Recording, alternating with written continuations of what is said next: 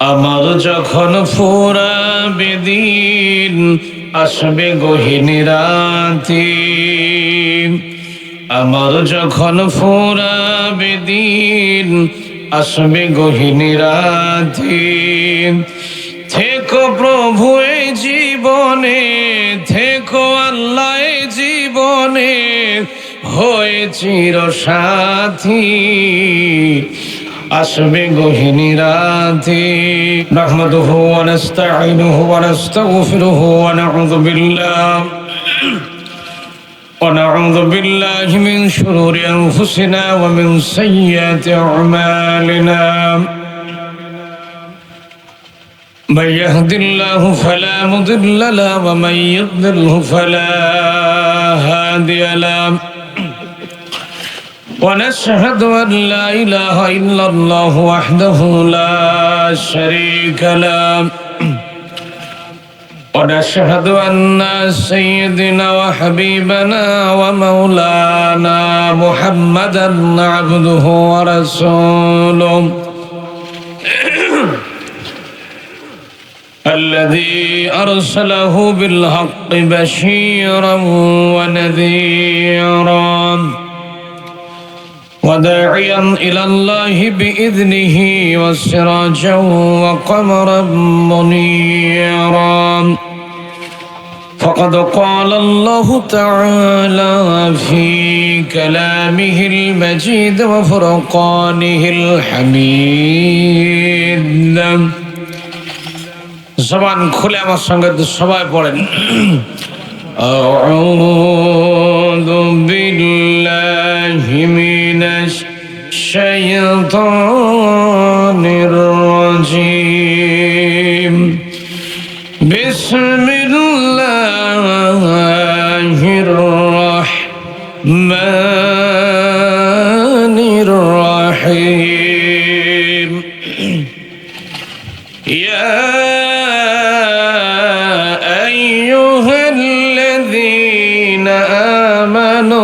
اتقوا الله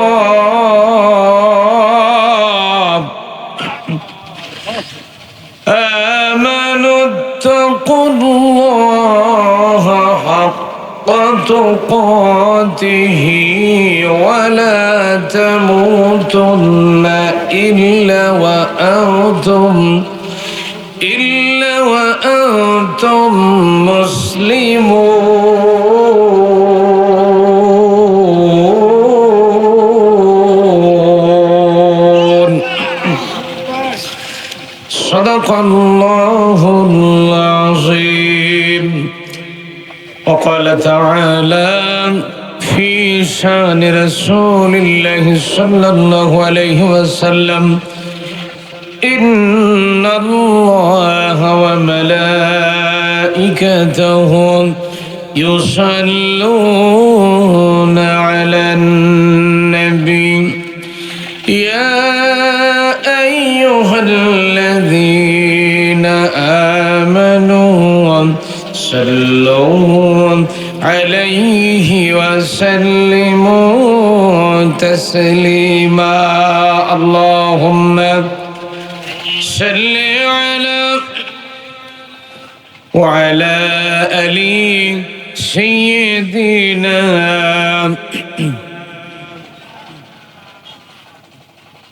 আপনারা যেভাবে দরুদ শরীফ পড়তেছেন এর সাথে যদি আমার মা বোন দরুদ পড়ায় স্টার্ট দেয়, এর সাথে 4 গুণ আওয়াজ বেশি হবে। এটা মহব্বতে প্রাণ খুলে দরুদ শরীফ পড়লে কি কবিরা গুনাহ হবে?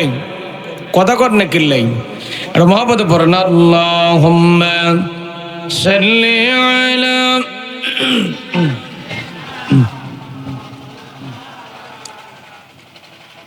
وعلى آل سيدنا.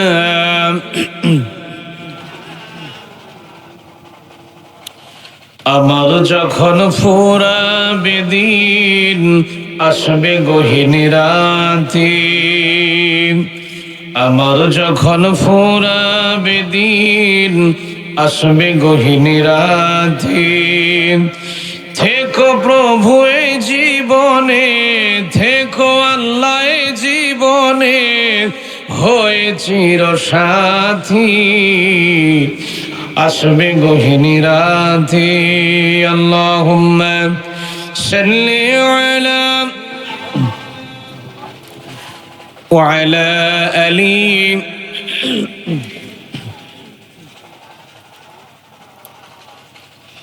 জোছনা ভরা চাঁদনি রাতে চাঁদকে যখন দেখি স্বপ্ন লোকে বিভোর হয়ে শুধু তোমায় ভাবি।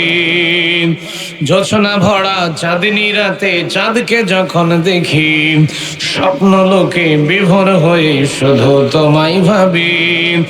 একাই বসে মগ্ন হয়ে ভাবি নীরবে বিশ্বটাকে সাজিয়েছ অতি নিপুণ ভাবে। জোরে কন্যা সুবহানাল্লাহ। জোছনা ভরা চাঁদনি রাতে চাঁদকে যখন দেখি স্বপ্ন লোকে বিভোর হয়ে শুধু তোমায় ভাবি। একাই বসে মগ্ন হয়ে ভাবি নীরবে বিশ্বটাকে সাজিয়েছ অতি নিপুণ ভাবে। সাদা কালো ধূসর মেঘের খেলা দেখি যখন হৃদয় আমার তোমার তরে ভরে ওঠে তখন। সাদা কালো ধূসর মেঘের খেলা দেখি যখন হৃদয় আমার তোমার তরে ভরে ওঠে তখন। একাই বসে মগ্ন হয়ে ভাবি নীরবে বিশ্বটাকে সাজিয়েছ অতি নিপুণ ভাবে। অগণিত তারার পানে চেয়ে থাকি যখন হৃদয় আমার তোমার তরে বেড়ে ওঠে তখন। অগণিত তারার পানে চেয়ে থাকি যখন হৃদয় আমার তোমার তরে বেড়ে ওঠে তখন। একাই বসে মগ্ন হয়ে ভাবি নীরবে বিশ্বটাকে সাজিয়েছ অতি নিপুণ ভাবে। জোছনা ভরা চাঁদনি রাতে চাঁদকে যখন দেখি স্বপ্ন লোকে বিভোর হয়ে শুধু তোমায় ভাবি। একাই বসে মগ্ন হয়ে ভাবি নীরবে বিশ্বটাকে সাজিয়েছ অতি নিপুণ ভাবে। আলহামদুলিল্লাহ। আমাদের নওগাঁ জেলার বদলগাছি থানাধীন দরিয়াপুর মাদ্রাসা ময়দানে দারুল কোরআন নুরানি হাফেজা মাদ্রাসার উদ্যোগে অষ্টমতম বাৎসরিক ওয়াজ মাহফিলের আজকের সুনামধন্য সভাপতি সাহেব হাজিউল হারামাইন জনাব মোহাম্মদ দিলবর রহমান সাহেব, পাশাপাশি সহসভাপতির দায়িত্ব পালন করছেন মোহাম্মদ লুৎফুর রহমান সাহেব। আজকের মাহফিলের প্রধান অতিথি জনাব মোহাম্মদ আব্দুল হাদি চৌধুরী সাহেব, সাবেক চেয়ারম্যান মথুরাপুর ইউনিয়ন পরিষদ, আমন্ত্রিত অতিথিবৃন্দ, আমন্ত্রিত ওলামায়ে কেরাম, আমার পূর্বে আপনাদের সামনে কথা বলেছেন আমার অত্যন্ত কাছের স্নেহধন্য মাওলানা জুলফিকার সাহেব, মাওলানা গিয়াসউদ্দিন সাহেব। দোয়া করছি আল্লাহ তাআলা তাদের এই কণ্ঠগুলোকে সারা দুনিয়ার জন্য কবুলের মঞ্জুর করুক, বলেন আমিন, আল্লাহুম্মা আমিন। সহমঞ্চবিষ্ট ওলামা হযরত, বিভিন্ন এলাকা থেকে আগত দিনদার ইসলাম প্রিয়, কোরআন প্রিয়, তাওহীদ প্রিয়, তাওহীদের পতাকা বাকি ধর্মপ্রাণ মুসলমান ভাই এবং বন্ধুগণ, পর্দার আড়ালে বসত্র এলাকার সম্মানিত মা এবং বোনেরা, সকলের প্রতি রইল আমার অন্তরের অন্তঃস্থল থেকে হৃদয় নিংড়ানো ভক্তিপূর্ণ সালাম। আসসালামু আলাইকুম ওয়া রাহমাতুল্লাহ। ভাইরে, প্রথমবার সালাম দিছি, আপনাদের জবাব মানে যায় যায় অবস্থা। সেকেন্ড টাইম দিচ্ছ একই কায়দা আছে, একটু ভোল্টেজ কি বাড়ালে কি গুনাহ হবে নাকি? কথা কয় না বারে, কথা কয় না রে, গুনাহ হবে। তাহলে আবারও সালাম পেশ করছে, আসসালামু আলাইকুম ওয়া রাহমাতুল্লাহ। এই তো মোটামুটি একটু জাতে হতে হলে আর কি। আল্লাহ আমাদের কবুল করুক, বলেন আমিন। আল্লাহ সুবহানাহু ওয়া তাআলা আপনাকে আমাকে কোরআন শোনার ব্যবস্থা করে দিয়েছেন। বর্তমানে ঝড় বৃষ্টি চলছে। বর্তমানে আমি একটু আগে দেখলাম বাগেরহাট, সাতক্ষীরা, খুলনা, তারপর দক্ষিণ অঞ্চলে গতকালকেও ঝড় বৃষ্টি, আজকেও ঝড় বৃষ্টি চলতেছে রানিং। আর দেখেন আমাদের নওগাঁর এই বদলগাছের আকাশ কিন্তু আল্লাহ সুন্দর পরিষ্কার রেখেছেন, ঠিক না? যে আল্লাহ পরিষ্কার আকাশ রেখে দিলেন, এত সুন্দর আবহাওয়ার ভেতর দিয়ে এত সুন্দর পরিবেশ আল্লাহ পাক দিয়েছেন কোরআন শোনার জন্য। সেজন্য করেছে আল্লাহ সুবহানাহু ওয়া তাআলার আলিশান দরবারে ইলাহিতেই শুকরগুজার করছি, সকলেই পড়ছি আলহামদুলিল্লাহ, আলহামদুলিল্লাহ, আলহামদুলিল্লাহ। লাখো করে দরুদ এবং সালাম পড়ছে বিশ্ব মানবতার মুক্তির দূত, মানবতার বন্ধু মুহাম্মদুর রাসূলুল্লাহ বলেন সাল্লাল্লাহু আলাইহি সাল্লাম। সকলে পড়েন সুবহানাকা লা ইলমা লানা ইল্লা মা আল্লামতানা। আল্লাহ আমাদের কবুল করুক, বলেন আমিন, আমিন। আল্লাহ যেন কোরআন থেকে কিছুক্ষণ আলোচনা শোনা জানার মতো তৌফিক দান করেন, বলেন আল্লাহুম্মা আমিন। প্রিয় উপস্থিতি, আমরা এখানে বসেছি, কোরআনের মাদ্রাসায় বসেছি, কোরআন থেকে আলোচনা শোনা এবং জানার জন্য। ঠিক কেন জোরে কন?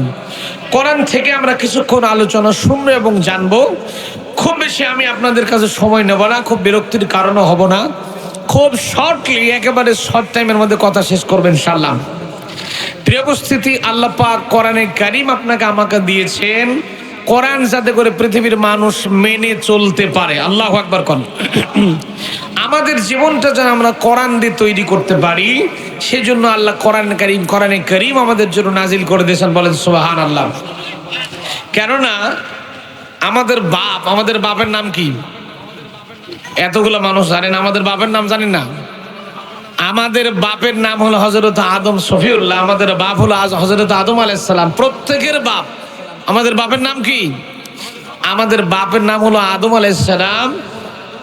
আমাদের বাপকে যখন আল্লাহ জান্নাত থেকে নামায়ে দিচ্ছিলেন, আমাদের বাপ প্রশ্ন করলেন, সেখানে একটা শব্দ ছিল ইহবিতু জামিয়া। আদম, তুমি সহ তোমার 14 গোষ্ঠী যা আছে সব আমার জান্নাত থেকে বের হোক। আচ্ছা, এখানে ইহবিতুর আল্লাহ সিগা কেন ইউজ করলেন? ইহবিতুর শব্দ তো জমার সিগা। সেখানে আমাদের বাপ আর মা আদম আর হাওয়া মাত্র লোক হলো 2 জন। তাহলে আল্লাহ ইহবিতানে দিতে পারতেন, অথচ আল্লাহ দিলেন ইহবিতু, তুমি সহ তোমার গোষ্ঠী শুদ্ধ যা আছে সবগুলা জান্নাত থেকে বাইর হোক। কথাটা একটু বোঝার চেষ্টা করেন। আল্লাহ জমা মানে বহু বচনের শব্দ ইউজ করলেন, লোক হলো 2 জন। এখন 2 জনকে ব্যবহার করতে গেলে গ্রামাটিক্যাল সিস্টেম হল ইহবিতানে, তোমরা 2 জনে বের হও। আল্লাহ বলতে পারতেন যে তোমরা স্বামী স্ত্রী 2 জন জান্নাত থেকে বাইর হোক। সেটা আল্লাহ ব্যবহার না করলে আল্লাহ বলেন ইহবিতু জামিয়া, তোমার 14 গোষ্ঠী যা আছে সব তলবা গোছায় এনে আমার জান্নাত থেকে বাইর হোক। তাহলে মুফাসসিরিন ইকরাম এখানে লিখছেন যে আদম আলাইহিস সালামের পিঠের মধ্যে কিয়ামত পর্যন্ত যত মানুষ পৃথিবীতে আসবে, সব মানুষ সেদিন আদম আলাইহিস সালামের পিঠের মধ্যে জমা ছিল। যখন সুবহানাল্লাহ। এই জন্য আল্লাহ সেদিন আমাদেরকেও ইন্ডিকেট করে বলেছিলেন যে যা আছে গোষ্ঠী শুদ্ধ জান্নাত থেকে বাইর হোক। এখন আমাদের বাপ আদম আলাইহিস সালাম আল্লাহকে প্রশ্ন করে, আল্লাহ তুমি যে আমাকে জান্নাত থেকে বের করে দিচ্ছ, আমি আবার এই জান্নাতে কেমনে আসবো? আমার বাচ্চা কাচ্চা, আমার উত্তরাধিকার, আমার ওয়ারিসান সন্তানগুলো কেমনে জান্নাতের মধ্যে ঢুকবে? আল্লাহ বললেন, চিন্তার কারণ নাই আদম, টেনশনের কারণ নাই। আমি আল্লাহ যুগে যুগে এই মানুষগুলাকে অন্ধকার থেকে আলোর পথে আনার জন্য এক একটা করে গাইডলাইন্স পাঠাই দেবো। যখন সুবহানাল্লাহ। সেই গাইডলাইন্স করে আমাদের জন্য আল্লাহ পাক কোরআনে কারীম নাজিল করে দিয়েছেন। যখন সুবহানাল্লাহ।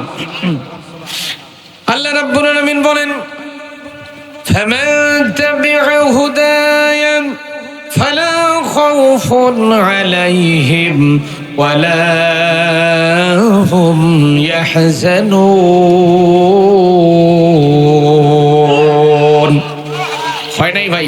কোরআনে কারীমের আয়াত যতবার তেলাওয়াত হবে, কণ্ঠ ছেড়ে দে, ভলিউম দে, উচ্চ আওয়াজে চিৎকার দে, আল্লাহু আকবার কোয়া লাগবে। রাজি আছেন তো ইনশাআল্লাহ? পারবেন তো ইনশাআল্লাহ? হাত তোলেন তো কারা পারবেন না। ওয়াজ বুঝেননি, ওয়াজ আগে বোঝা লাগবে ভাই, বুঝে শুনে হোহা ঠোঁটা কোয়া লাগবে। যাই হোক, আমি একটু উল্টা পাল্টা ঝাঁকি মারি তো, বুঝে শুনে জবাব দিন তো। দেখি আপনাদের গলার ভলিউম আছে কিনা। আমি আবারও কোরআন থেকে তেলাওয়াত করতেছি। আল্লাহ রাব্বুল আলামিন বলেন, فمن تبع هداي فلا خوف عليهم ولا هم يحزنون।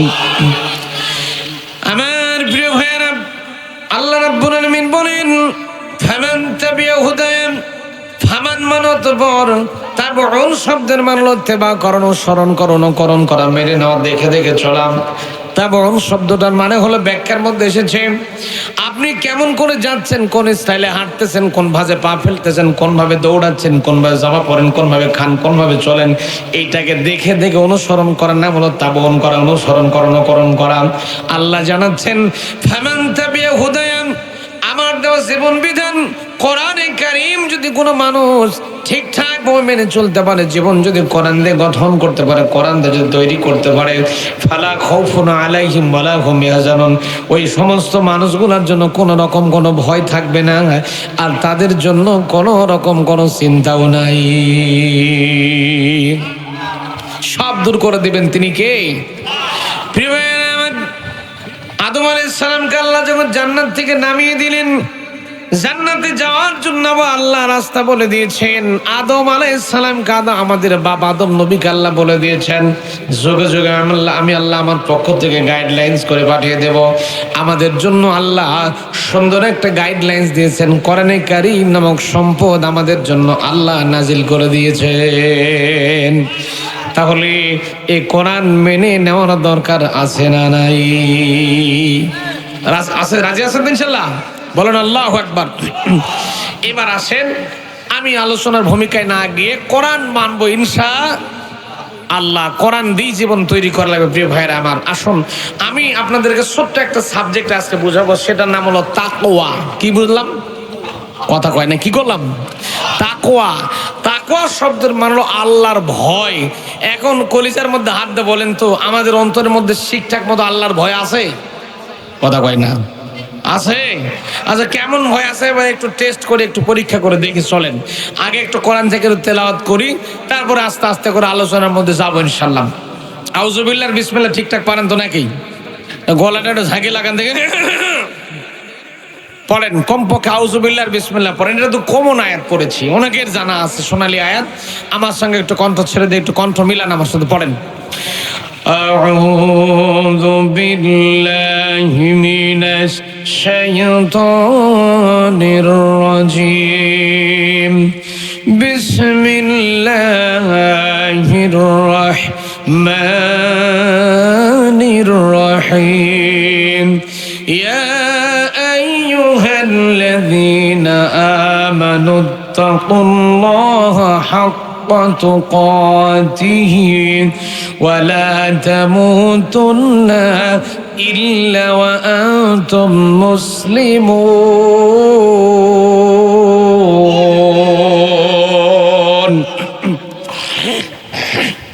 সাদাকাল্লাহুল আযীম।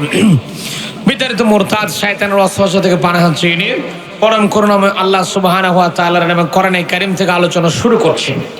প্রিয় ভাইয়ের আমার, আমি আপনাদের সামনে তেলাওয়াত করলাম সূরার নাম হলো সূরা আলে ইমরান। কি নাম? সূরা আলে ইমরান। এটা অবতীর্ণ হয়েছে মদিনায়। কোন জায়গায়? মদিনায়। আয়াতের নম্বর হলো 102, 102 নম্বর আয়াত। আয়াত নম্বর কত? 102। সূরা আলে ইমরান অবতীর্ণ হলো কোন জায়গায় জানো? কথা বলেন, কোন জায়গায়? মদিনায় অবতীর্ণ হলো। এই সূরা আলে ইমরানের এই আয়াত যখন মদিনায় অবতীর্ণ হলো, তখন আল্লাহর নবী, বিশ্ব নবী মুহাম্মদ রাসূলুল্লাহ সাল্লাল্লাহু আলাইহি সাল্লাম ছিলেন তখন মদিনার রাষ্ট্রপতি। না, ঠিক না, নবী মানুষ রাষ্ট্রপতি, এই কাম নাকি ঠিক? ঠিক এটা? নবী মানুষ রাষ্ট্রপতি হবে কেন? দাড়িওয়ালা টুপিওয়ালা মানুষ চেয়ারম্যান, মেম্বার, এমপি, মন্ত্রী এগুলো হবে কেন? আমরা চিন্তা করি দাড়িওয়ালা টুপিওয়ালা মৌলবি যা আছে এরা খালি মসজিদে নামাজ পড়াবে, মিলাদ পড়াবে, বিয়া পড়াবে, দাওয়াত খাবে, মুরগির রান খাবে, মসজিদের মধ্যে বারান্দাকে শীত পড়াঙ্গে শুয়ে থাকবে, ভরে উঠাবে। এটাই তো মৌলবির কাম নাকি? কথা কয় না রে। প্রিয় ভাইয়েরা আমার, যখন দেখবেন আমার মতো মৌলানা মানুষ যখন দাড়িওয়ালা টুপিওয়ালা মানুষ যখন ইউনিয়ন পরিষদের ভোট করার জন্য একটা পোস্টার টাঙ্গাই দেবে আপনার সুরখালি বাজারে, এক হাতে চায়ের বোতলে টান মারবে, চায়ের কাপ এক হাতে টান মারে, এক হাতে বিড়িতে টান ধরে আর ডাকতে বলে অমুক মৌলবি এতদিন ভালোই ছিল, দেখতাম লোকটা ভালোই ছিল, দেখতেছি লোকটা ভোট করার জন্য, চেয়ারম্যানের ভোট করার জন্য দাঁড়ায় গেছে, তার মানে মৌলবিরও ক্ষমতার লোক আছে। চিন্তা করে মৌলবি কানে কামে চেয়ারম্যান মন্ত্রী এমপি মন্ত্রী চেয়ারম্যান মেম্বার দাড়িওয়ালা টুপিওয়ালা মৌলবীরা কেন এই জায়গায় থাকবে? এই জায়গায় খালি আমরাই থাকবো। সিটারি বাটপারি চুরি ডাকাতি জিয়ার টিয়ার কাবি খা যা আছে, ইট বালি রড সিমেন্ট রাস্তা যা আছে গুষ্টি শুধু আমরাই খামো, মৌলবী কেন এই কামে? ঠিক না? এখন আসেন, এই সূরা নিসার এই আয়াত যখন মদিনা অবতীর্ণ হলো তখন আল্লাহর নবী, বিশ্ব নবী মুহাম্মদ রাসূলুল্লাহ সাল্লাল্লাহু আলাইহি সাল্লাম ছিলেন মদিনার প্রেসিডেন্ট, মদিনার রাষ্ট্রপতি। কথা লাউড এন্ড ক্লিয়ার। নবী যদি রাষ্ট্রপতি হতে পারে তাহলে নবীর উম্মত কি রাষ্ট্রপতি হতে পারে না? কথা কন না কে?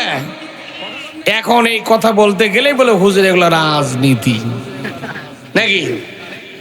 আসেন, আলোচনা তো কেবল শুরু করতেছি। সূরা আলে ইমরান আয়াত নম্বর কত? ওয়াজ ভুলে গেলে তো হবে না। আয়াত নম্বর কত? 102। এখন এই আয়াতে আল্লাহ আপনাদের আমার জন্য কি মেসেজ রেখেছেন? আয়াতটা কিন্তু অত্যন্ত গুরুত্বপূর্ণ একটা আয়াত। আমরা খালি পড়ি কিন্তু এর অর্থ জানি না, খালি পড়ি আমরা। ওই যে এক হুজুর নামাজের দোয়া পড়ে, বারবার নামাজ পড়ে দোয়া করে, রব্বি হাবলি মিনাস সলিহিন, রব্বি হাবলি মিনাস সলিহিন। দোয়া প্রতিদিন নামাজ পড়ে সালাম, আসসালামু আলাইকুম রাহমাতুল্লাহ, আসসালামু আলাইকুম রাহমাতুল্লাহ, রব্বি হাবলি মিনাস সলিহিন।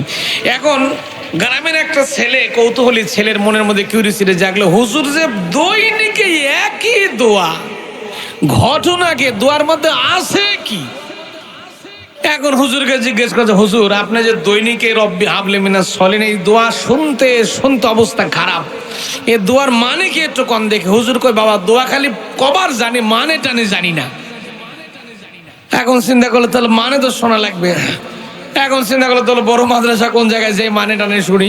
ওই আমার মনে করেন ধর্মপুর মাদ্রাসা এলাকার মতো বড়, তারপর ইসমাইলপুর মাদ্রাসা বড়। এখন বড় বড় হুজুরের কাছে গেছে, বলতেছে হুজুর আমাদের মসজিদের হুজুর সাহেব প্রতিনিয়ত নামাজের মধ্যে এই দোয়াটা করে, দোয়ার মানে কি? বাবা এই দোয়ার মানে হলো রব্বি হাবলি মিনাস সলিহিন। দোয়ার মানে আল্লাহ তুমি আমাকে নেককার সন্তান দান করো। সুবহানাল্লাহ।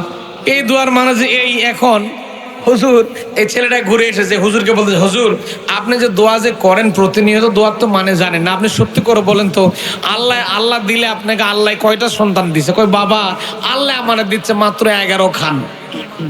কয়টা? আল্লাহ আমারে দিছে 11টা। দোয়ার মানে জান কর না? দোয়ার মানে হলো আল্লাহ তুমি আমাকে নেক সন্তান দান করো। বাপ রে বাপ, দোয়ার মানে যে এইটা যদি আমি জানতাম কমপক্ষে 8 বছর আগে দোয়া করা বন্ধ করে দিতাম। তাহলে খালি হলো হবে না, আপনাকে ওয়াজ বুঝতে হবে। ঠিক না? জোরে কন ঠিক না? আসুন, আজকের আয়াতটা খুব আমি সময় কম পাচ্ছি, কিন্তু আপনাদেরকে একটু সম্পূর্ণ একটু মেসেজ আমি আয়াতটার মধ্যে দেব। আল্লাহ বলতেছেন যে ইয়া আইয়ুহাল্লাযিনা আমানু। ইয়া আইয়ুহাল্লাযিনা আমানু শব্দের মানে হে ঈমানওয়ালারা, ঈমানদারেরা।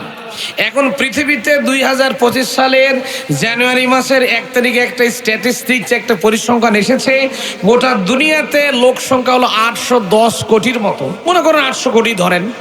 এই 800 কোটি লোকের মধ্যে মুসলমান আছে মাত্র 300 কোটি, আর বাদ বাকি ইহুদি খ্রিস্টান জৈন শিখ যা আছে গোষ্ঠী সুদ্ধা মিলে 500 কোটি অন্যান্য ধর্মের লোক। পৃথিবীতে ধর্ম আছে 4,500-এরও বেশি। কতগুলা? 4,500-এরও বেশি। তার মধ্যে ইসলাম নামক একটা ধর্ম আছে। এই ইসলাম ধর্ম যারা গ্রহণ করে এরা হলো ইমানদার। এই আমরা এই 300 কোটির মধ্যে আসি।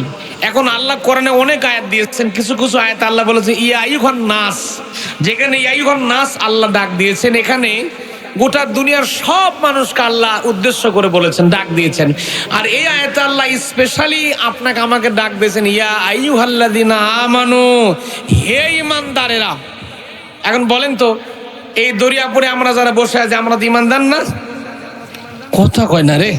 আমরা ঈমানদার না? আমরা ঈমানদার তো নাকি? আমরা কালেমা পড়ে ঈমানদার হইনি? ঈমানদার হয়েছে। আল্লাহ আমাদেরকে ডাকতে বলতেছে ইয়া আইয়ুহাল্লাযিনা আমানু, হে ঈমানওয়ালারা, হে ঈমানদারেরা, আমানুত্তাকুল্লাহ, আমি আল্লাহকে ভয় করো। কাকে ভয় করো? আমি আল্লাহকে ভয় করো। হাক্কা তুকাতিহি, ভয় করার মতন করো। আচ্ছা বলেন তো আল্লাহর ভয় আমাদের কলিজার মধ্যে কতটুকু আছে একটু চেক করি। আল্লাহ বলতেছেন আমাকে, হে ঈমানদাররা তোমরা আমাকে ভয় করো, ভয় করার মতো করো। তারপরে ইসলাম গ্রহণ না করে মুসলমান না হয়ে বলা তেমন তো নিল্লং তো মুসলিমুন, মুসলমান না হয়ে মরো না। কথা কার? এখানে মেসেজ লক্ষ্য করেন, তিনটা শব্দ। এক নম্বর শব্দ হলো হে ইমানদারেরা। দুই নম্বর কথা হে ইমানদারেরা আমাকে ভয় করো। দুই নম্বর কথা ভয় করার মতো করো। এক নম্বর কথা হলো ভয় করা লাগবে কাকে? কথা কয় না, কাকে ভয় করা লাগবে? আল্লাহকে। দুই নম্বর কথা হলো ভয় করার মতো করা লাগবে। তিন নম্বর কথা হলো মুসলমান না হয়ে মরা যাবে না। এখন অনেকের মনের মধ্যে প্রশ্ন আসতে পারে, হুজুর আমরা তো ইমানদার, আমরা সাচ্চা ইমানদার, আমরা তো ইমানদার, আমরা তো মুসলমান, আবার নতুন করে মুসলমান হবো কেন? আচ্ছা বলেন, আল্লাহ তাহলে এই ওয়ার্ড সেন্টেন্সটা কেন দিলেন লাস্টে যে ওয়ান তো মুসলিমন, মুসলমান না হয়ে মরো না? তাহলে ইমান এক জিনিস, মুসলমান আর একটা জিনিস, ঠিক কিনা জোরে কর? ইমান এবং ইসলাম লক্ষ্য করেন, ইমান যারা গ্রহণ করে, খেয়াল করা লাগবে কথার দিকে খেয়াল করেন, ইমান যারা গ্রহণ করে এদের নাম হলো মুমিন, আর ইসলাম যারা মেনে নেয় এদের নাম হলো মুসলমান। ইমান হলো আপনার প্রাথমিক স্টেজ, প্রাইমারি স্টেজ। ইমান আপনার কালেমার ঘোষণা দিলেন, আপনি ইমানদার হয়ে গেছেন, মুমিন হয়ে গেছেন। কিন্তু এখন ইমান আনার পরে আল্লাহর উপরে আপনাকে অবিচলের সাথে দাঁড়িয়ে থাকতে হবে। ইমানের যতগুলা শাখা আছে সবগুলাকে পালন করার নাম হলো ইসলাম মেনে মুসলমান হওয়া, মানে আত্মসমর্পণ করা। ইসলাম শব্দের মানেই হলো আত্মসমর্পণকারী। কি করা? আত্মসমর্পণ করা মানে স্যারেন্ডার করা। আচ্ছা ধরে নেন আপনি একটা আসামি, একটা মামলার আসামি, আপনাকে পুলিশ খুঁজতেছেন। আপনি পুলিশ যখন খুঁজতেছে আপনি অটোমেটিক্যালি থানায় গিয়ে স্যারেন্ডার করলেন, আপনি ধরা দিলেন, মানে স্যারেন্ডার হয়ে গেছেন, স্যারেন্ডার করছেন। স্যারেন্ডার যখন হয়ে গেছেন, আপনি ধরা দিয়েছেন, পুলিশকে আর খুঁজবে আপনাকে? স্যারেন্ডার করলেন মানে আপনি আত্মসমর্পণ করলেন। এখানে আপনার মাতব্বরি সব শেষ। যা মাতব্বরি এখন থানা, হাজত, পুলিশ, কেস, ক্যাপিটাল, মামলা, হামলা, জজ, আদালত, কোর্ট এগুলা বুঝবে না কি কর? এখন ইসলাম, আমরা ইমানদার হওয়ার পরে যখন আত্মসমর্পণকারী হব, মুসলমান যখন হয়ে যাব, আমাদের সব মাতব্বরি শেষ। আমরা দুর্নীতি করতে পারবো না, অন্যায় করতে পারবো না, মানুষের জমির আইল ঠেলে খেতে পারবো না, ওজনে কম দিতে পারবো না, খাদ্যে ভেজাল দিতে পারবো না, সুদ খেতে পারবো না, ঘুষ খেতে পারবো না। এই কামগুলা থেকে যখন আমরা বিরত থাকবো তখন আমাদের নাম হবে মুসলমান। এখন মিলান্ত জীবনের সাথে আমরা কি সুদ ছাড়তে পারছি? ঘুষ ছাড়তে পারছি? খাদ্যে ভেজাল, ওজনে কম, দুর্নীতি কিছুই ছাড়তে পারি? টাটকা দলিল নেন, টাটকা দলিল। আমরা যারা ব্যবসা বাণিজ্য যারা করেন এগুলো দেখবেন আস্তে করে ওজনে কম দিয়ে দেয়। আল্লাহর ওলি, একেবারে জিন্দা ওলি, বাজারে বসে আছে, আপনি ওজন দিতে গেছেন, খাবার নিতে গেছেন, 1 কেজি আটা কিনেছেন, ওজন দিয়েছে 900 গ্রাম, 100 গ্রাম নাই।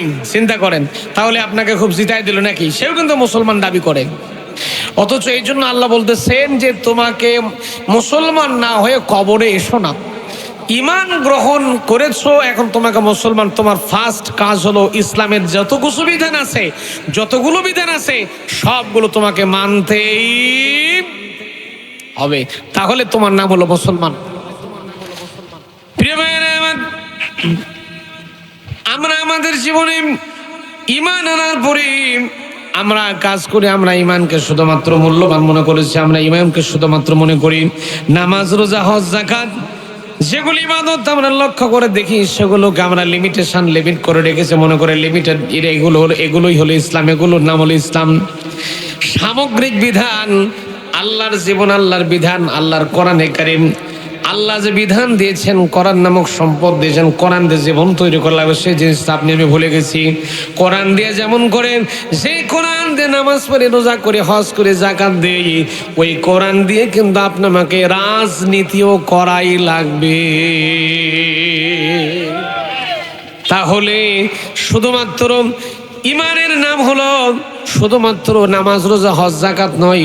ইমানের নাম হলো ইমান, ইসলামের ইমান এবং ইসলামের নাম হলো জীবনের সামগ্রিক বিধানকে, আল্লাহর দেওয়া জীবন বিধান, যে সিস্টেম আল্লাহ আমাদের জন্য চালু রেখেছেন, সব সিস্টেম মেনে চলার নাম হলো ইসলাম, আর তার নাম হলো মুসলমান। কোরআনে কারীম আল্লাহ জানাচ্ছেন, ومن يبتغ غير الإسلام دينا فلن يقبل منه وهو في الآخرة من الخاسرين।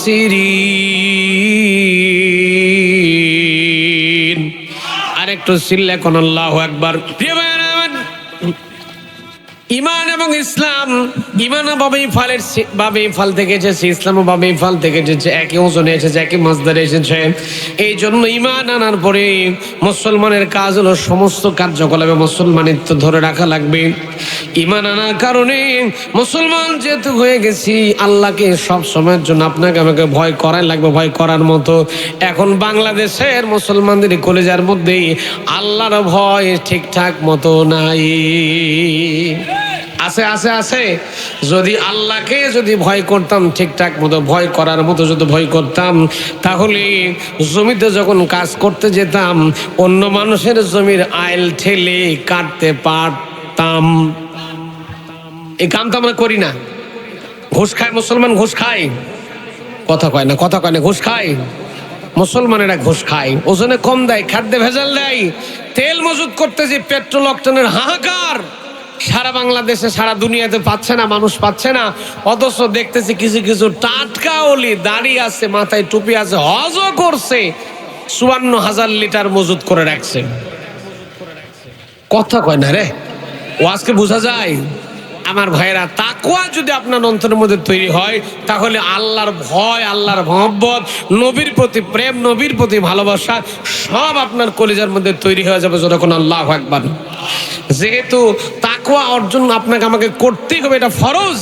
নামাজ, রোজা, হজ, যাকাতের মতো আল্লাহকে ভয় করাও, আল্লাহকে যদি আমরা ভয় করার মতো করতাম, তাহলে আমাদের এই হাত দিয়ে কখন দুর্নীতি হতো, দুর্নীতি হতো না, রিলিফের গম চুরি হতো না, টাকা চুরি হতো না, জিয়ার টিয়ার কাবিখা, রাস্তার ইট বালি সিমেন্ট খোয়া কিছুই চুরি হতো।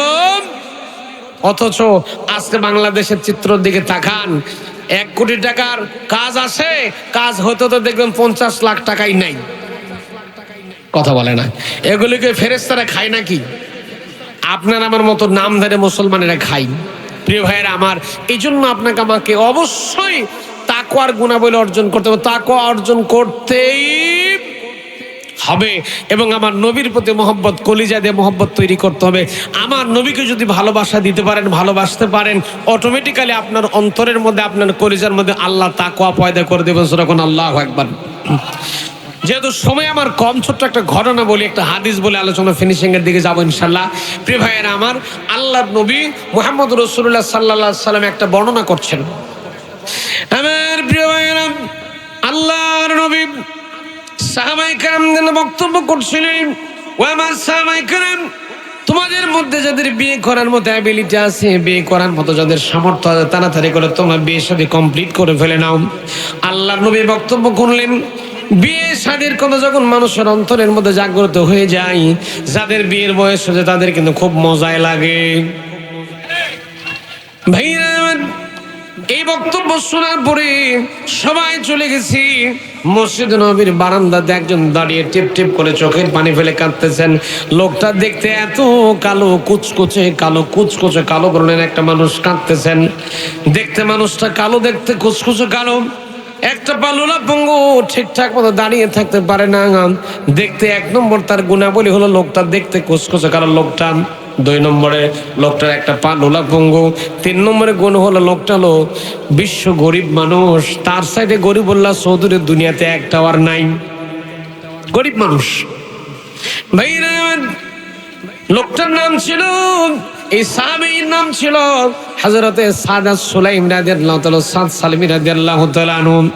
আল্লাহর নবী তার কাছে গেলেন, যাওয়ার পরে লক্ষ্য করে দেখলেন সাদ সালমি রাদিয়াল্লাহু তাআলা কাঁদতেছেন, চোখ দিয়ে টিপ টিপ টিপ টিপ করে পানিগুলো পড়ছে। কালো মানুষ, কালো চেহারা, টিপ টিপ করে পানির ফোঁটাগুলো, দাড়িগুলো ভিজে ভিজে টিপ টিপ করে পানির ফোঁটাগুলো গড়িয়ে গড়িয়ে পড়ছে। আল্লাহর নবী ডাকতে বললেন, সাদ সালমি রে, বিয়ের কথা বললে, বিয়ের আলোচনা করলে মানুষের কলেজা নরম হয়ে যায়, মানুষ আনন্দিত হয়ে যায়, মানুষ মহব্বত পেয়ে যায়। অথচ আমি নবী বিয়ের বক্তব্য করেছি, তোমার চোখ দিয়ে পানি গড়ে কেন? তোমার চোখের ফোঁটা পানি পড়ছে কেন? নাকের ডগা দিয়া পানিগুলো ওখানে গড়িয়ে গড়িয়ে পড়তেছে, একটা বারের জন্য ব্যাখ্যা দিয়ে দাও। হযরতে সাদ সালমি রাদিয়াল্লাহু তাআলা কাঁদতেছেন, ডাকতে বলতেছেন, ইয়া রাসূলুল্লাহ, হে আল্লাহর নবী, আমি যে দেখতেছে কালোর কালো, এক নম্বর আমার গুণ হলো আমি কালো মানুষ, 2 নম্বর লুলাপঙ্গ মানুষ, 3 নম্বরে ফকির নেই, আমার সাথে গরিব আর কেউ নাই। আপনার দরবারে শুয়ে থাকি, বসে থাকি, পড়ে থাকি, কেউ 4টা খাবার দিলে খাই, না দিলে না খেয়ে চুপচাপ শুয়ে থাকি। ওগো নবীজি, আমার তো বিয়ে হবে না, আমার কপালে তো বউ জুটবে না, আমি তো আপনার মারাত্মক বড় একটা সুন্নাত থেকে বাদ পড়ে গেলাম, এই জন্য করে আমি চোখের পানি ফেলে কাঁদতেছি। সঙ্গে সঙ্গে আল্লাহ নবী চোখ দিয়ে যখন পানি পড়ছে, 7 সালমির চোখ দিয়ে পানিগুলো ঝরছে, আল্লাহর নবী ঠোঁট দিয়ে ছোট্ট একটা মুচকি মেরে একটা হাসি দিলেন, ডাকতে বলেন 7 সালমিরে, আমি নবী বলতেছি তোমার বিয়ে হবে, তাও তোমার বিয়ে হবে এই মদিনার সবচেয়ে বিশ্ব সুন্দরী মহিলার সাথে। জোরে কন্যা সুবহানাল্লাহ। প্রিয় ভাইরা আমার, এই দুনিয়াতে 4 জন মহিলাকে আমার আল্লাহ রাব্বুল আলামিন বিশ্ব সুন্দরী বানিয়েছিলেন। আজকের পৃথিবীতে আমরা লক্ষ্য করলে দেখতে পাই, যে যত বেশি কাপড় চোপড় খুলতে পারে, যে যত বেশি ল্যাংটা বেহাপনা করতে পারে, সে তত বড় বিশ্ব সুন্দরী হয়। অথচ ইসলামের ইতিহাস পর্যালোচনা করলে পাওয়া যায় 4 জন মানুষকে আল্লাহ বিশ্ব সৌন্দর্য দিয়েছিলেন, 4 জন মহিলাকে আল্লাহ বিশ্ব সুন্দরী বানিয়েছিলেন। তার 1 নম্বরে ছিলেন আমাদের মা হযরত হাওয়া আলাইহিস সালাম। যখন আল্লাহু আকবার, আমাদের মা ছিলেন সবচেয়ে বিশ্ব সুন্দরী। আল্লাহু আকবার। জেদ্দার ঘাটে আমাদের মা হাওয়া আলাইহিস সালামের রওজা মুবারক আছে, আমি গিয়েছি সেখানে। তারপরে কয়েকজন ছিল, লাস্ট অ্যান্ড ফাইনালি যিনি ছিলেন তার নাম ছিল হুরে মদিনা। মদিনার অর্থ মন্ত্রণালয়ের দায়িত্ব পালন করছিল হযরত আমের। কোন বর্ণনা এসেছে তার নাম ছিল হযরত আব্দুর রহমান রাদিয়াল্লাহু তাআলা আনহু। তিনি আল্লাহর হাবিব মুহাম্মদ রাসূলুল্লাহ সাল্লাল্লাহু আলাইহি সাল্লাম ছিলেন মদিনার প্রেসিডেন্ট, মদিনার রাষ্ট্রপতি, আর মদিনার ফাইন্যান্স মিনিস্ট্রি, মদিনার অর্থ মন্ত্রণালয় যিনি পরিচালনা করতেন, অর্থমন্ত্রী ছিলেন হযরত আব্দুর রহমান রাদিয়াল্লাহু তাআলা আনহু। তার একটা কন্যা ছিল, তার একটা মেয়ে ছিল, নাম ছিল হুরে মদিনা। এই হুরে মদিনা ছিল বিশ্ব সুন্দরী। সুবহানাল্লাহ। কালকে সকাল 10টায় বাড়িতে গিয়ে বলুন আজকে থাক। প্রিয় ভাইরা আমার, নবীজি বলছেন 7 সালমিরে তোমাকে টেনশন করা লাগবে, তোমার বিয়ে হবে বিশ্ব সুন্দরীর সাথে। যেরকম সুবহানাল্লাহ। প্রিয় ভাইরা আমার, আল্লাহর নবী 7 সালমি রাদিয়াল্লাহু তাআলাকে ডাক দিলেন, ডাকতে বলেন 7 সালমিরে একটা চিঠি লিখে দিয়ে আসো। আল্লাহ নবী চিঠি লিখতেছেন, চিঠির ভাষা ছিল এরকম করে, বেশ সুন্দর করে চিঠিটা লিখলেন। চিঠি লিখলেন, আব্দুর রহমান রে, মদিনার অর্থমন্ত্রী আব্দুর রহমান, তোমার কাছে আমি নবী মুহাম্মদ রাসূলুল্লাহ সাল্লাল্লাহু আলাইহি সাল্লাম একটা চিঠি লিখতেছি। আমার এই সাহাবী, কালো সাহাবী 7 সালমিকে তোমার কাছে পাঠিয়ে দিতেছি। তোমার যে বিশ্ব সুন্দরী কন্যা, বিশ্ব সুন্দরী মেয়ে হুরে মদিনা আছে, আমার এই কালো সাহাবী 7 সালমের সঙ্গে আমি নবী আমার চিঠি পাওয়ার পরে তুমি তোমার এই সুন্দরী কন্যা, আমার সাহাবী 7 সালমের সাথে সুন্দরী কন্যার বিয়েটা তুমি নিজে পড়াইয়া দিও। চিঠির মধ্যে লিখলেন, ওগো আব্দুর রহমান রে, আমার এই সাহাবীর গুণ হলো 3টা। আমার সাহাবী দেখতে কুচকুচে কালো মানুষ, আর তার সাথে কালো মানুষ মদিনা তার কেউ নেই, সে সবচেয়ে বড় কালো মানুষ। 2 নম্বর গুণ হলো সে লুলাপঙ্গ, ভালো মতো দাঁড়িয়ে থাকতে পারে না, ভালো মতো দৌড়াতে পারে না। আর 3 নম্বর গুণ হলো সে হলো মিস্টার গরিবুল্লাহ চৌধুরী, তার পকেটে কিছু না, পকেট এমটি। বিয়ের ঘটক স্বয়ং আল্লাহর নবী। অথচ আমার দেশের ঘটক যখন আমার দেশের ঘটক যারা আছে, যখন বিয়ের ঘটকালে করতে যায়, জমি যদি থাকে 2 বিঘা, সোনাই 20 বিঘা। চাকরি যদি করে কোনো মতে, চাকরি করে ঘুষ ঘাস দিয়ে কোনো মতে চাকরি যদি করে, পিওনের ভাব মারে হেডমাস্টারে। কথা কয় না রে। প্রিয় বিশ্বনবী মুহাম্মদুর রাসূলুল্লাহ সাল্লাল্লাহু আলাইহি সাল্লাম চিঠি লিখলেন। চিঠি লেখার পরে 7 সালমের পকেটের মধ্যে দিলেন, বললেন 7 সালমিরে, আমি নবী তোমাকে চিঠি দিয়েছি, এই চিঠি নিয়ে তুমি রওনা দিয়ে দাও। আব্দুর রহমানের বাড়িতে গিয়ে আব্দুর রহমানকে আমার চিঠি, আমার সালাম জানে, আমার চিঠিটা দেখে, আমার চিঠি আমার পক্ষ থেকে তাকে চিঠি পৌঁছে দিও। প্রিয় ভাই, হযরত 7 সালমী রাদিয়াল্লাহু তাআলা আনহু বিশ্ব নবীর চিঠিটা একবার সুবহাতে লাগা ঠোঁটে লাগাতে লাগলেন, চুমা খাইতে লাগলেন, কপালে লাগালেন, ঠোঁটে লাগালেন, মুখে লাগালেন, চুমা খাইতে লাগলেন, একবার পকেটে রাখেন, একবার চুমা খান, এমন করতে করতে রাস্তা চলতে লাগলেন, পথ চলতে লাগলেন। একবার মনে মনে কল্পনা করছেন, মনে মনে চিন্তা করছেন, আমি কালো মানুষ, গরিব মানুষ, অর্থমন্ত্রীর মেয়ে, তাও বিশ্ব সুন্দরী মেয়ে, এই মেয়েকে দিয়ে কখনো কোনোদিন আমার বিয়ে শাদী কোনোদিন হবে না।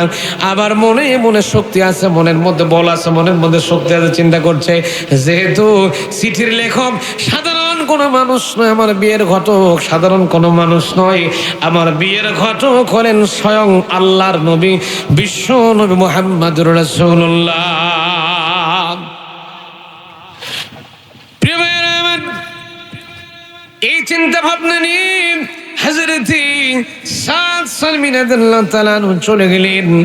আব্দুর রহমান রাদিয়াল্লাহু তাআলা বাড়ির দিকে দরজা নক করলেন, বাড়ির কাছাকাছি চলে গেলেন, দরজায় নক করলেন, দরজায় একটা ঠোকা মারলেন, দরজা নক করলেন। ইসলামের মধ্যে সিস্টেম হলো মানুষের বাড়িতে প্রবেশ করার জন্য ইস্তেজান, অনুমতি গ্রহণ করার দরকার আছে না নাই? বাড়িতে মানুষ কি সিচুয়েশনে থাকে, এই জন্য অনুমতি নেওয়ার একটা সিস্টেম আছে, সালাম দেওয়া লাগবে, বাড়ির দরজার বাইরে থেকে আপনাকে সালাম দেওয়া লাগবে। এটা হলো ইসলামের সৌন্দর্য, যেটা হলো ইসলামিক সিস্টেম। এখন হযরতে সাদ সালমী রাদিয়াল্লাহু তাআলা আনহু বাড়ির দরজা নক করলেন, বাড়ির দরজা খুলে গেল। হযরত আব্দুর রহমান রাদিয়াল্লাহু তাআলা আনহু মদিনার অর্থমন্ত্রী আব্দুর রহমান রাদিয়াল্লাহু তাআলা আনহু ঘর থেকে বের হলেন। বের হওয়ার পরে দেখলেন তার বাড়ির দরজার সামনে কোসকোসে একটা কালো মানুষ দাঁড়িয়ে আছে। তিনি তাকে সালাম কালাম কমপ্লিট করলেন। সালাম দেওয়ার পরে যেহেতু আল্লাহ নবীর চিঠি তার পকেটের মধ্যে আছে, তার একটা ভাব আছে না নাই? কথা কয় না রে, চিঠি নবীর চিঠি আছে, এই জন্য তার একটা মহব্বত আছে। চিঠিটা আস্তে করে শুধু সালাম কালাম কমপ্লিট করেছেন, ভালো মন্দ জিজ্ঞেস করার দরকার নাই, সরাসরি চিঠি বের করেছেন আর ডাকতে বলতেছেন, আব্দুর রহমান অর্থমন্ত্রী, আল্লাহর নবী চিঠি আপনাকে পাঠিয়ে দিয়েছে, চিঠি পড়েন আর ডাইরেক্ট একসাথ নবী যা লেখছে তাই করেন। সুবহানাল্লাহ। কালকে বলতেছেন যে আমার নবী চিঠি দিয়েছেন আপনাকে, চিঠি পড়েন, চিঠিতে নবী আমার কি লেখছেন, চিঠি পড়েন, ব্যবস্থা করেন, আর দেরি করা যাবে না, তাড়াতাড়ি কাম সারেন। আল্লাহু আকবার। এখন চিঠির মধ্যে কি লেখা আছে আপনারা তো জানেন। হযরত আব্দুর রহমান রাদিয়াল্লাহু তাআলা চিঠি এবার পড়তেছেন, আল্লাহর নবীর দেওয়া চিঠি, আমার নবীর দেওয়া চিঠির মর্যাদা আছে না নাই? চিঠি হযরত আব্দুর রহমান রাদিয়াল্লাহু তাআলা খুলে পড়ছেন। চিঠি পড়তে গিয়ে লক্ষ্য করে দেখলেন আমার নবী লিখেছেন, আব্দুর রহমান রে, আমি নবী তোমার মেয়ের বিয়ের ঘটক, আমার এই সাহাবী দেখতে কুচকুচে কালো, আমার এই সাহাবী লুলা পঙ্গু, ভালো মতো হাঁটা চলা করতে পারে না, আমার সাহাবী গরিবুল্লাহ চৌধুরী, আমার সাহাবী এত এত গুণ, কিন্তু আমি নবী সাক্ষী দিতেছি আমার এই সাহাবীর অন্তরটা কলিজাটা ধবধবে সাদা, আমার এই সাহাবী অত্যন্ত একটা ভালো মানুষ, আমি নবীর স্বীকৃতি দিচ্ছি। ওগো আব্দুর রহমান, তোমার যে সুন্দরী বিশ্ব সুন্দরী কন্যা হুরে মদিনা আছে, আমার এই সাহাবী হযরতে সাদ সালমীকে দিয়ে তোমার হুরে মদিনার তোমার মেয়ের সাথে আমার এই সাহাবীর বিয়েটা পড়ায় দিও। আচ্ছা বলেন তো, এখন কালো মানুষ এক নম্বর গুণ কুচকুচে কালো, কালো দেখলে তো মেয়ের বাপেরা এবং মেয়ের মায়েরা তো পাত্তাই দিতে চায় না, তার উপর যদি আবার ফকিন্নি হয় তাহলে তো কথাই নাই। একে তো কালো, দুই তো লুলাপঙ্গ, তিন নম্বর ফকিন্নি, পকেটে কিচ্ছু নেই, এমটি। এখন তো আমরা সরকারি চাকরি ছাড়া মেয়ে বিয়ে দেওয়ার চিন্তা এখন, আগে যেই বিয়ের ঘটকালি শুরু করা হয় শোনে ছেলে কি করে, ও ছেলে হাফেজ সাহেব মানুষ, জুমারি মাহমুদ, ছেলে চাকরি করে কিনে দেখা লাগবে, কেননা জানে হুজুরের বেতন কয় টাকা, এই ৩-৪ হাজার টাকা, এই বেতন দেখে আমার মেয়ে খাওয়াতে পারবে। মানে আমরাই হুজুরদের মূল্যায়ন কমায় দিচ্ছে, মূল্যায়ন ইমামদেরকে আমরা করি না, যত ঝাড়ি সব হুজুরদের উপরে গিয়া, কথা কয় না। মসজিদের বারান্দায় টাইলসের মধ্যে একটা ময়লা পড়ে আছে, নামাজ পড়তে গেছে সভাপতি, এই হুজুর মসজিদের বারান্দায় আছে, আরে মিয়া তুমি সভাপতি যদি কি হয়েছো, ওই হুজুরের ইক্তেদা করে তো তুমি নামাজ পড়তেছো, হুজুরকে ঝাড়ি মারতেছো, আছে না নাই, আছে না নাই? টাকাওয়ালা পয়সাওয়ালা তো টাকার ফুটানি দেখ কে কে, ঠিক কিনা জনগণ? এই হলো আমাদের সমাজের অবস্থা। সেদিন আমি কাউনিয়া, রংপুর কাউনিয়া একটা মাহফিলে গিয়েছি, তা আমাকে কয়েকজন লোকে যে খাওয়ার পরে প্রশ্ন করতে, হুজুর আমাদের মসজিদের মুয়াজ্জিন আমাদের মসজিদের কাজ চলতে 2 বস্তা সিমেন্টের বস্তা চুরি করছে, তার পেছনে কি নামাজ হবে? আমি বললাম তোমরা বেতন দাও কয়টা? 3000। তাইলে হবে। আমি বললাম যে 3000 টাকা বেতন দাও, সিমেন্ট চুরি করে তোমাদের বাড়ির দিয়ে চুরি করে, এটা তোমাদের 14 গোষ্ঠীর কপাল। আমার প্রিয় ভাইরা, আমরা হুজুরদেরকে মূল্যায়ন করতে চাই, ইমামদেরকে মর্যাদা দিতে চাই না, মূল্যায়ন করতে চাই না। যত ঝাড়ি সব হুজুরদের উপরে, আছে না নাই? যত ঝাড়ি খালি হুজুরদের উপরে। তো যাই হোক, আল্লাহ আমাদেরকে হুজুরদেরকে, ইমামদেরকে সঠিক সম্মান এবং মর্যাদা দেওয়ার তৌফিক দান করুক, বলেন আমিন আমিন। প্রিয় ভাইরা আমার, হযরত সাদ সালমী রাদিয়াল্লাহু তাআলা আনহু আল্লাহর নবীর চিঠিটা যখন ধরেছেন, চিঠিটা পড়তেছেন, আব্দুর রহমান রাদিয়াল্লাহু তাআলা চিঠি পড়তেছেন। চিঠি পড়া ফাঁক দিয়া হযরত আব্দুর রহমানের কন্যা হুরে মদিনা বিশ্ব সুন্দরী জানালার ফাঁক দিয়া উঁকি মেরে চাঁদ মুখটা দেখলো। হযরত সাদ সালেম রাদিয়াল্লাহু তাআলা চাঁদ মুখটা উঁকি মেরে দেখে নিয়েছে। দেখার পরে দাঁড়িয়ে দাঁড়িয়ে মেয়ে দৃশ্য দেখছে, কি সুন্দর তার চাঁদ মুখ দেখতেছে। কেননা জান্নাতি মানুষ তো জান্নাতি মানুষকে মহব্বত করে। এখন আমাদের সবচাইতে, আমরা একা একা কোনো সিদ্ধান্ত নিতে পারি না। আমাদের সবচেয়ে বড় সিদ্ধান্ত নেওয়ার জন্য আমাদের ঘরের বউ আছে। যে যত বড়ই মাতব্বর হয় না কেন, ঘরের বউয়ের কাছে দাম নাই। আমাদের হোম মিনিস্টার আছেন, আমরা যেই সিদ্ধান্ত করি না কেন, মাতব্বরি যাই করি না কেন, আমাদের হোম মিনিস্টারের কাছ থেকে একটা পারমিশন নেওয়া লাগে। হযরত আব্দুর রহমান রাদিয়াল্লাহু তাআলা বললেন, তুমি দাঁড়িয়ে থাকো, দরজার পাশে দাঁড়িয়ে থাকো, আমি আমার স্ত্রীর সঙ্গে একটু পরামর্শ করে আবার ব্যাক করতেছি। ভাইরা, অর্থমন্ত্রী হযরত আব্দুর রহমান রাদিয়াল্লাহু তাআলা চলে গেছেন, ঘরের স্ত্রীর কাছে পরামর্শ করার জন্য গিয়েছেন। যাওয়ার পরে ডাকতে বলছেন, বিবি হে, আল্লাহর নবী চিঠি পাঠিয়ে দিয়েছেন, বাড়ির বাইরে দরজার বাইরে একটা লোক দাঁড়িয়ে আছে, দেখতে কুচকুচে কালো মানুষ, তুলাপঙ্গ, ভালো মতো হাঁটাচলা করতে পারে না, গরিব মানুষ। এর সাথে গরিব মানুষ মদিনায় তার নাই। আমাদের সুন্দরী তরুণী কন্যা হরি মদিনার সঙ্গে বিয়ে দেওয়ার জন্য বিশ্বনবী পাঠিয়ে দিয়েছে, কি করা যায়? এখন মহিলাদের তো মাথা চিকন চিকন বুদ্ধি আছে, মহিলাদের মাথার বুদ্ধির কোনো শেষ নাই। ডাকতে বলতেছি, প্রয়োজনে তুমি যাও আল্লাহর নবীর কাছে গিয়ে বলো, প্রয়োজন আল্লাহর নবীকে একটু রিকোয়েস্ট করে, একটু অনুরোধ করো, যাতে করে তার সঙ্গে আমাদের মেয়েটার বিয়ে যেন আমরা না দিই। এই চিন্তা ভাবনা, তার এই সিদ্ধান্ত গ্রহণ করতেছে। এইদিকে ঘরের ভিতরে কন্যা সুন্দর, বিশ্ব সুন্দরী কন্যা হুরে মদিনা আস্তে করে ঘরের মধ্যে গিয়েছে। ঘরের মধ্যে যাওয়ার পর ডাকতে বলতেছে, হে আমার আব্বা আম্মা, আপনারা কার চিঠিকে প্রত্যাখ্যান করতেছেন আপনারা কি জানেন নাকি? যিনি হলেন রহমতের নবী, দয়ার নবী, মায়ের নবী, কিয়ামতের ময়দানে যারা সুপারিশ ছাড়া একটা মানুষ জান্নাতের মধ্যে যেতে পারবে না, এই মানুষটা চিঠি দিয়েছেন, তার চিঠি আপনারা ব্যাক করে পাঠিয়ে দিতেছেন। ও আমার আব্বা আম্মা, আল্লাহর নবীর চিঠি ফেরত দিয়েন না। নবী যে মানুষটাকে, যে বিয়ের ঘটক স্বয়ং আল্লাহর নবী নিজেই, আমি হুরে মদিনার সম্মতি জ্ঞাপন করতেছি, এই মানুষটার সাথে আমার বিয়ে আপনারা নিজে পড়াইয়া দেন। হুরে মদিনা ডাকতে বললাম, আব্বা জান, আম্মা জান, আমি লোকটাকে দেখেছি, জানালার ফাঁক দিয়ে লোকটাকে দেখলাম, তার চাঁদ মুখটা আমি দেখেছি। আমি গতকালকে রাতের বেলা যখন ঘুমিয়েছিলাম, ঘুমের মধ্যে স্বপ্ন যখন লক্ষ্য করে দেখেছি, স্বপ্নের ভিতরে তাকিয়ে দেখলাম আল্লাহর নবী এক একটা সাহাবায়ে কেরামদের নাম ধরে ধরে জান্নাতের মধ্যে ঢুকাইয়া দিতেছে। সর্বপ্রথম যে মানুষটাকে জান্নাতের মধ্যে নবী আমার দিয়েছেন, ঢুকাইয়া দিয়েছেন, বাইরে সেই লোকটা আর কেউ নয়, বাইরে যে মানুষটা দাঁড়িয়ে আছেন, সাদ সালেম রাদিয়াল্লাহু তাআলা কালো সাহাবী যিনি দাঁড়িয়ে আছেন, আমি স্বপ্নের ভিতরে লক্ষ্য করে দেখেছি সর্বপ্রথম বিশ্বনবী এই কালো মানুষটাকে আল্লাহর জান্নাতের মেহমান বানায় দিয়েছে। বিশ্ব সুন্দরী অর্থমন্ত্রীর মেয়ে, বিশ্ব সুন্দরী হুরে মদিনার সাথে সাদ সালমী রাদিয়াল্লাহু তাআলা বিয়েটা হবে কি হবে না, এই আলোচনাটা জানার ইচ্ছা আপনাদের কলেজের মধ্যে আছে না নাই? ভাইরা আমার, আলোচনার দিকে যাবেন সারা, যেহেতু হাফেজে মাদ্রাসা 10:50 মতো টাইম হয়ে গেছে, আমার হাবিব ভাই চলে আসবে, খুব শর্ট টাইমের মধ্যে আলোচনাটা ফিনিশিং দেওয়ার চেষ্টা করবেন ইনশাআল্লাহ। প্রিয় ভাইয়েরা আমার, আমি কিন্তু আপনাদের সাথে আলোচনা একটা থ্রো করেছি, একটা সাবজেক্ট দিতে, সেটা হলো হাক্কা তুকাতিহি। আল্লাহকে ভয় করা লাগবে, ভয় করার মতো ভয় করা লাগবে। আল্লাহকে যদি আপনি আমি ভয় করি, তাহলে আল্লাহর মহব্বত অর্জন করা যাবে। আল্লাহকে ভয় করতে চাইলে শুধু জান মাল যা আছে সব আল্লাহর পথে আপনাকে আমাকে এগিয়ে যাওয়াই লাগবে।